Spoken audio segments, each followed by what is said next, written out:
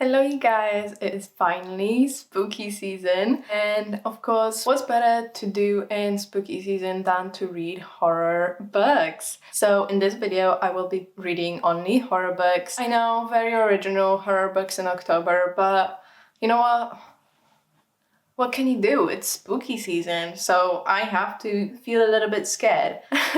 So we will be starting off the video with The God of the Woods, and you might remember that I said in my last year's Spooky Reads video that I wanted to read it. However, I didn't. I wanted to read it in summer because I think it's more of a summery horror. However, I couldn't get my hands on a copy till just now. So without further ado, let's get started.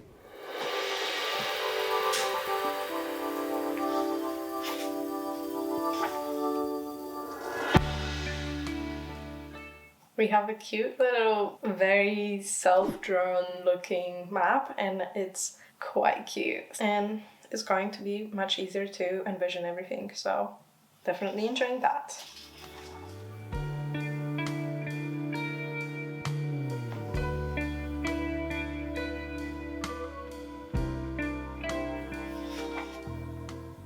So at the start of the book, we find out that Barbara Van Laar has disappeared from summer camp. We are following two timelines, which is August 1975 when we find out that Barbara's missing, and June 1975 when summer camp started. This is happening in Albany. We also have 3 different POVs, at least so far. The first one is Louise, who is a counselor at this camp. She's 23 years old, and we soon find out that she has some connection to the Van Laar family, but she's from a poorer background, so she's not viewed as a suitable person to marry a certain guy. We're also following Tracy, which is a 12-year-old girl who has arrived at her first summer camp, and she's a little bit of an outsider. She doesn't really know how to connect with the other girls at the camp and the ones at her cabin. And when Barbara arrives a day late, they become friends, even though she's a bit shy at first, but they both gravitate towards each other. And the final POV is of Alice, and Alice is Barbara's mum, who kind of doesn't like her daughter. We find out that Barbara has been acting out a little bit for the past couple of months before going on summer camp, and she's a bit more rebellious and having a punk attitude and punk look about her. And we also find out that a couple of years before, something happened to her brother Bear, but we don't know what. I am liking the different layers. I feel like all the POVs give you so much detail, and we can have a whole view of the situation and of the world.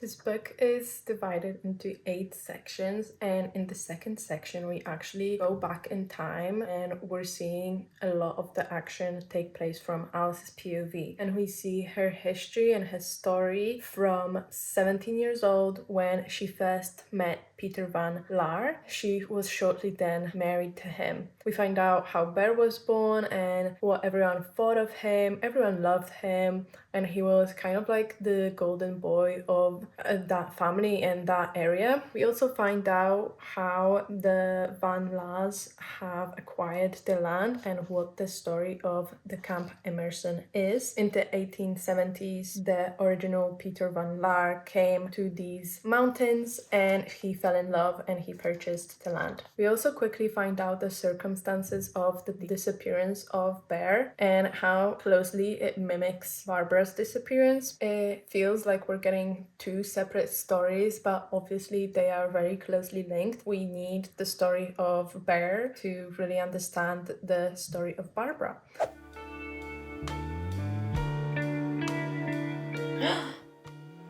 Oh my god. Wait, what?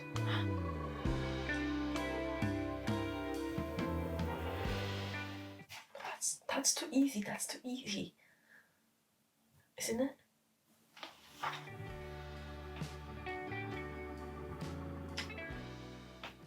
Oh.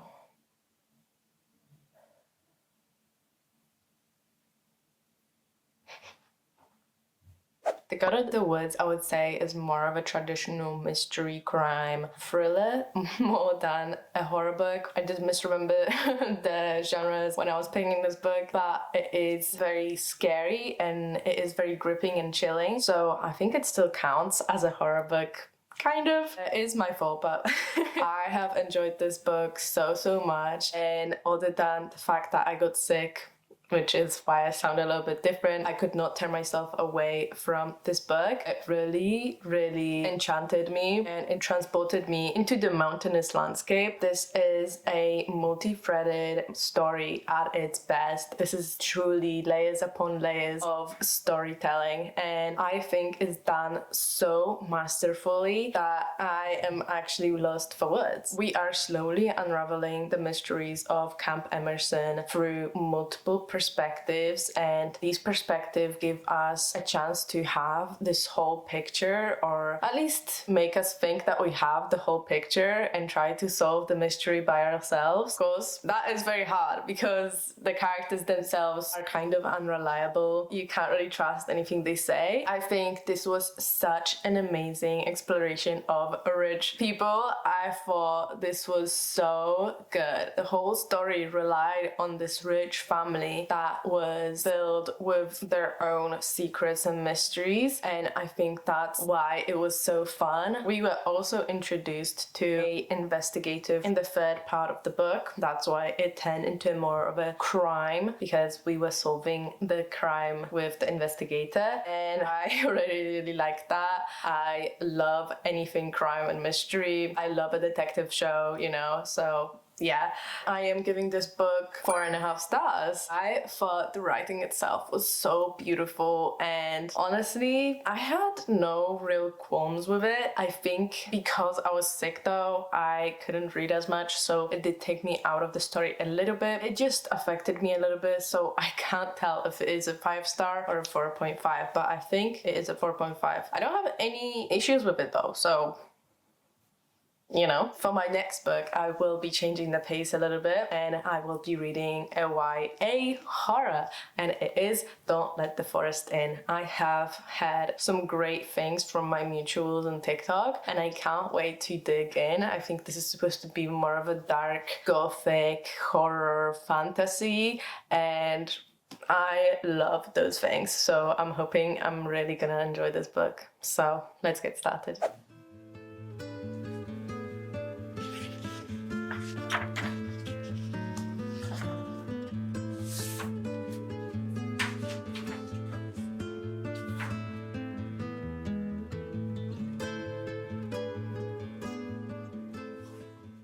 Because I was sick for a couple of days, I actually have to clean up a little bit because no one has been hoovering, so I have to hoover, and I should do some laundry because obviously I don't want those sick germs all over the house again. So I'm gonna put the audiobook on, so yeah.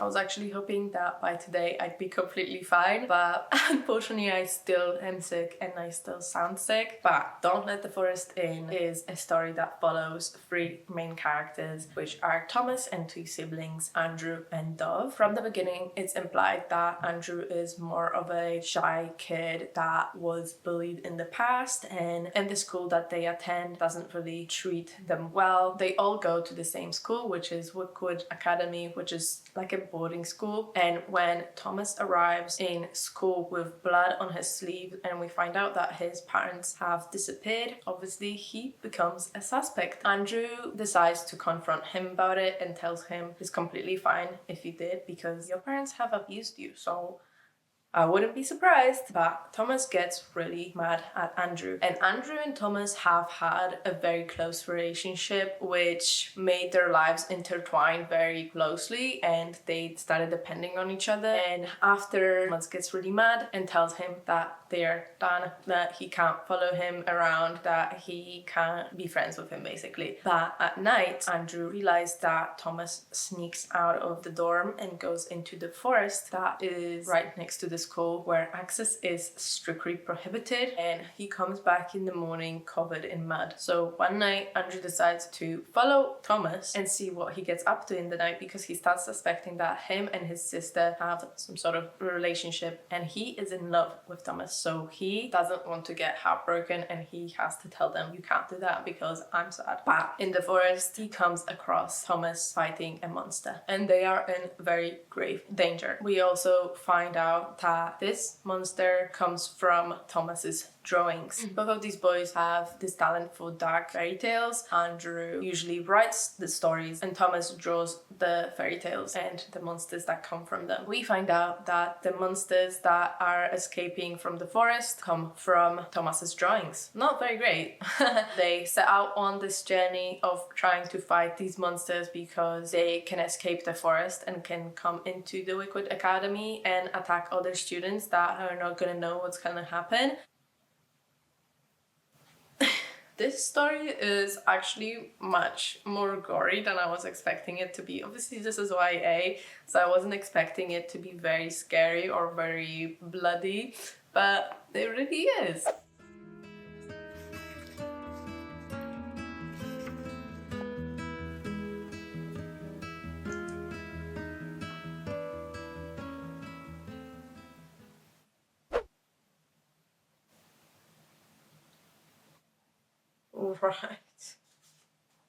Right. You know, after the first half of this book, I didn't really expect it to be much. It seemed like a very straightforward story about two boys fighting monsters intertwined with some very intense feelings, and I liked it. It was very enjoyable. It was a little bit scary. Of course, it couldn't be too scary because it is young adult, but the ending honestly changed everything. Looking back on it, this is some great storytelling, and I am so glad I picked this book up. I know at first it might seem a little bit simple and young, but honestly, you just have to read the whole book to really understand this, and that's why I'm giving this book 4 stars. I think this was such an amazing journey, and especially for someone that doesn't read a lot of horror, because I do get very easily scared. I'm glad this was my introduction to that horror genre, because it wasn't too scary, but it also invoked those feelings of despair and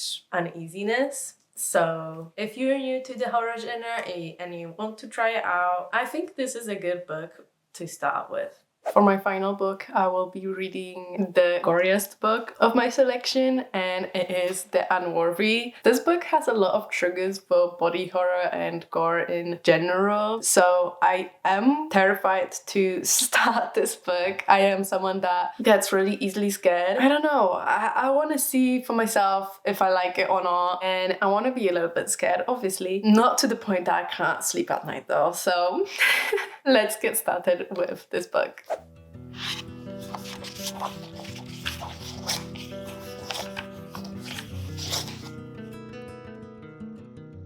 The writing is definitely going to take some getting used to. I've never really encountered this type of writing style before. The sentences are very short, clipped. It almost feels like lines of or sentences get interrupted in the middle of them. Our main character gets distracted and goes on to some other topic. It's not very descriptive, so it definitely is very confusing, at least at first. But I think this is done on purpose because the character is in a rush, so she wants to get everything out quick. She's not in the best mental state herself, so it would make sense.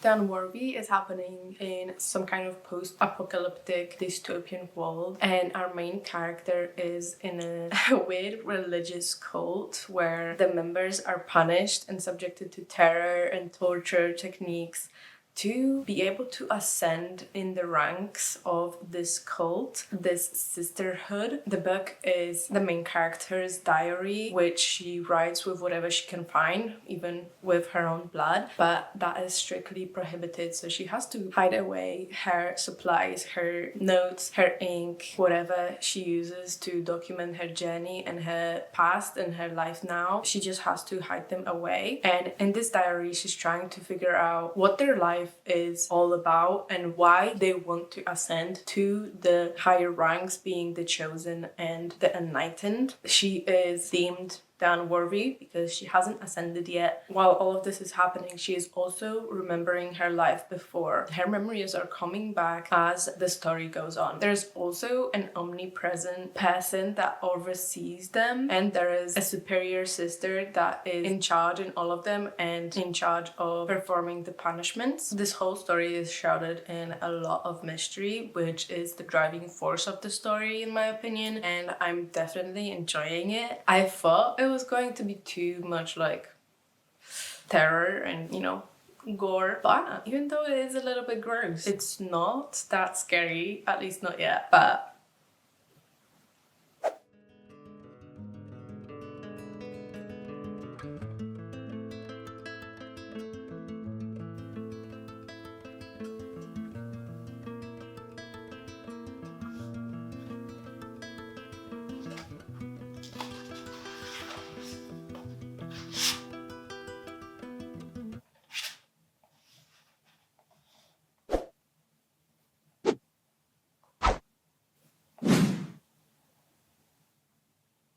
set in an environmentally collapsed world, this book tells the story with a bleak atmosphere with no real chance at recovery. We follow this group of women, like I said before, in a religious cult, I would say, where they are forced to follow a religion they don't really believe. This book has a very dreamlike feeling with some fantastical elements. It could be a little bit confusing at the start to really understand this world and how everything works and who the characters are and why they are acting in the way they are acting. But I think you just have to really subject yourself to the story and go with the narration because it does make sense. The times it's very disturbing, unsettling, and even nauseating at points. It is not horrifying to the point of stopping, at least not for me. I feel like I'm not very squeamish, so some disturbing scenes are not that disturbing to me. I feel like I get scared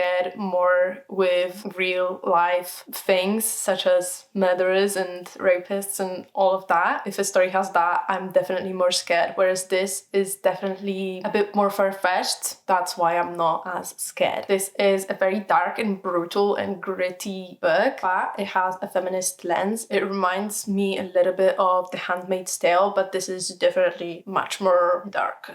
It explores themes of corruption, religious indoctrination, power, manipulation, and ignorance. And I really enjoyed it, and I'm giving this book 4.5 stars. It has a kind of ambiguous ending, so it can leave you a little bit confused, I think. But I feel like it's a very unique story. The further you go into it, the more it changes shape and even its point. I would say this is not for anyone who is easily squeamish or for anyone that doesn't really like graphic scenes, because yeah, I feel like you would find this very disturbing. Thank you so much for watching this video, guys. Don't forget to like and subscribe, and I will see you in the next one. Bye!